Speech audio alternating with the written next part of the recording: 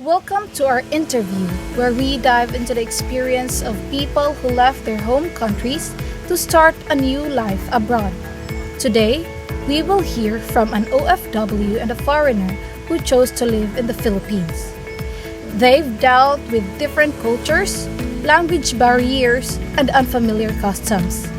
Join us as we talk about the challenges they've faced, their successes, and the valuable lessons they've picked up along the way. Good day everyone and good morning po today. Kanang nakapamahaw na ba ka? Maayo kay kami wala. Tate ka na. We are here today to conduct an interview and we are college students from the Cebu Technological University. So before we proceed is introduce na namin myself para ila ba.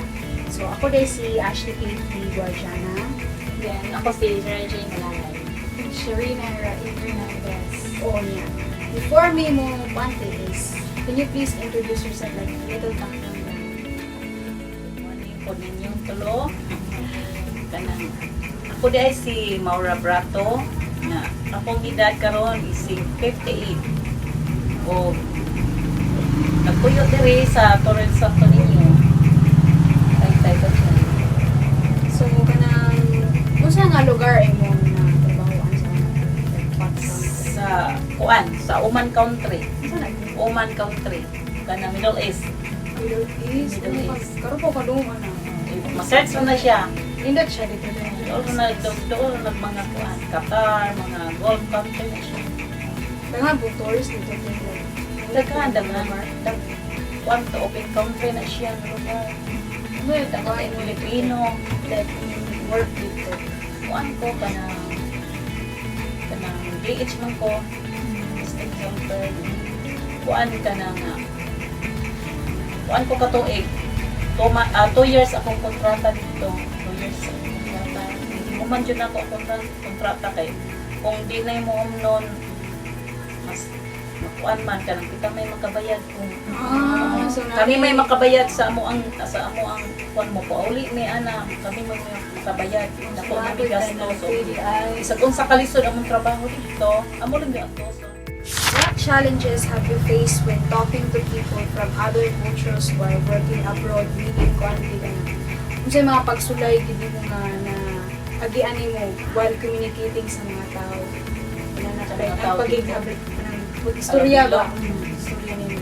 Kaya, ang language ba like really the same. So, kung saan man nga pagsulay mo. kinahanglan nga magkatuon jud ka sa ilahang na jud kay makatunan sa ilang language para kung dunay bisita dili the experience kina nako no nga naay ni anha niya so to yang bot ipasabot nga ang yan action kaya siya ka mangupod mo English so nag-action siya nga ana mo CR di ay siya Nawala na wala abi sinabot yun. abi na po kung lababo yang pangitaw mo inom siya tubig kay kasi niya siya nga manglampo siya so ang iyang bot ipasabot CRDI mo na nga kinahanglan jud ug moadto ka didto ang imong una yung tun-an makamalo ka sa ilang language para yun na moabot nga bisita nila nya wa diha imong amo na jud ka Ikaingon ko. kasulti nga sa ilahang pinulungan. Can you share a time when a cultural differences made it hard to communicate with locals or co-workers? Meaning na, magka-share ka og experience na tungod sa lain-lain kultura, naglisod ka og sabot sa mga tao or kauban sa trabaho. Karang, dire, for example, lahi ang atong culture og sa ilaha, niya, naglisod ka og kanang sabot. Parehas ba sa first question? Ang nakakailang experience pag-irana. Sa ilang kultura din, yun kung sabot. Maglisod jud ka dito kay kuan man ka na nga. Kinahanglan jud ang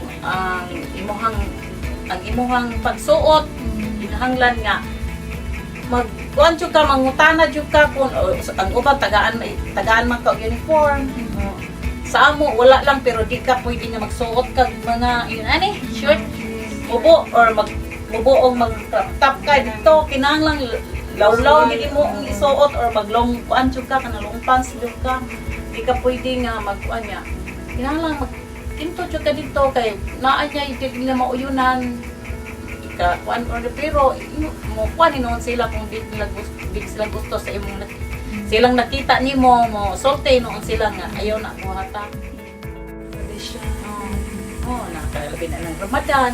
Oo, Ramadan. Oo, time na Ramadan, kapoy kay luto, magkuha niya, magkulat ka sa oras nila, di sila makaon o whole day. Ato na suglat sila, nagit sila yung oras nga, sa oras na sila sugod o kaon. Oo. Muslim country man sila. So, ikaw po, ako kay, di man ko Muslim, so wala sila mukaon dyan kung mayo. Ikaw po pa na sila. Ingon na sila nga, mo anak mo to yung anak sa kong amo nga, magpasting po ka. Dili, ako din di balibaran, dili pwede nga magpasting dyan ko kay na ako din ng trabaho, makuyapan unya. Saan na lang, may butabang Wala ka. yung Di ba ma'am, ang pagpanarbaho sa abroad is mabaguhan mo dito sa kultura, pagpapatang iyong naman sa Ramadan, then sa ways of living sad, then especially sa pag-communicate. So, how did you overcome those communication problems? So, or yung saan mo pagsulbad ba ang pag-communicate mo sa mga tao dito abroad? Pero man, tiid jud ko kung unsay kuan jud dire nila dito kung o dili ko ka ingon nga makataka ka kay ano sukan man ka sa imong amo kuan na ako na experience na ko nga murag gipasulayan ko sa akong amo nga kanang ay gipaanha nya nagtugod siya nako daan nga nay mo ari kay mag-ayo anang machine diha nga washing machine like na unya na economy mo ari so di ni ari pero akong giinan nga ang washing machine mo ipaayo o dili siya kay ang giingon ko no kay kuan ana niya pag labong di ay pag abot sa mga kasabaan ko kay kuan ka nang dili ko no kapataka ko no ko ana ba kanang murag pagitaan kanila o way nga ana nga sa mo para nako murag isubo to nga sulayan ko ana. How does interacting with people from other culture affect your work? Like, kuan man ka tignan ka nang kaamo man ka, like, di unsa nga pagka-apekto sa imong trabaho dito? Ako jud kay mag-adjust pa jud dako jud kayo kay mo mag-adjust jud ka dito kay una lagi ka nang di ka pakaayo ha Ana sa ilahang Kasi language nila dito. Arabic. Arabic? Di ba sila? Arabic, kanang Arabo man na sila dito, Arabic. Isod pa dayon nimo. So, ang ako dito-an gyud ako naamay mga Pilipina dito nga una pa nako. Ana, ako din pangutana nga mo ni unsay Arabic anang tubig. Kay mo ba kasagaran tayo mga bata mga yung tubig o so ningon kanang ang tubig daw may gid daw ang Arabic o ana may nya sa katulad. Pag ko pa kong gabot dito, ang ako yung una-una is naglupad, nabiya din sa Davao na sa Pilipinas na bilin pag ito rin. Sa pa year nga nabalik ko lang sa 2006 din, 2008 ko na balik. Experience na ko, nga muna, awan na ko ni balik. Wala na mag-excel doon. At least, makato ko gawas.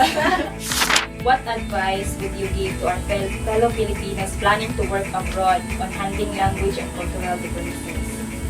sa imong mga pag-advise day sa mga ato ang kapwa Pilipino nga ganahan mag-abroad or Ako dili ko maingon nga ayaw mo pang-abroad. Kaya dili din tanang nang-abroad malas, naaman sa giswerte. O, daghan pod nga nang-abroad nga giswerte or nakakita pod sila sa primero siguro nilang pang-abroad murag dili na ko'y kainindot pero nakakita sila o mas nindot nga experience dito na sila na encounter nga gusto nilang mutabok sila laing country, ana. So dito sila ni nanindot na ang ilahang panginabuhi, naka-amo sila ni ana o dili naman makakita sila laing trabaho. Dili lang diet so makuan jud ka dito, matabangan ka ana na ay makatabang nimo.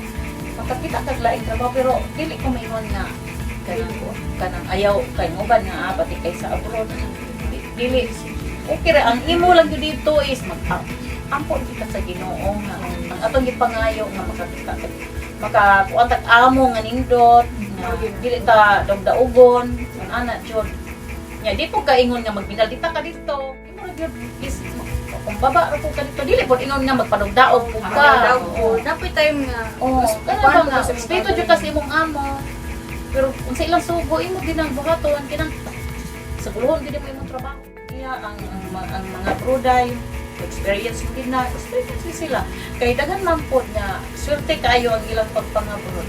Asinso hindi sila. ra po sa Pilipino swerte sa tao sa Kasagaran ko Kasi mag-deport ko ani, uyo nila ko trabaho, mag-deport ko ta. Dolor ta kadlaw dito. Wala ko nagandoy ko agis yung plano may ko lang yan yung oy. Wala ko dito, camping ng jud ka. Amping o gampo.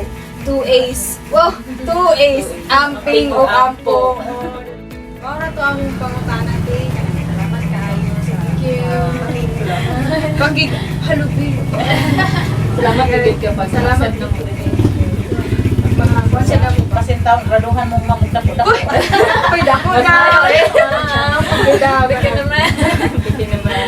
Salamat kayo tiha sa open nga. Ang mga uban po na mga Filipinos is ka-learn po sila, ka-gain po sila insights sa inyong experience po.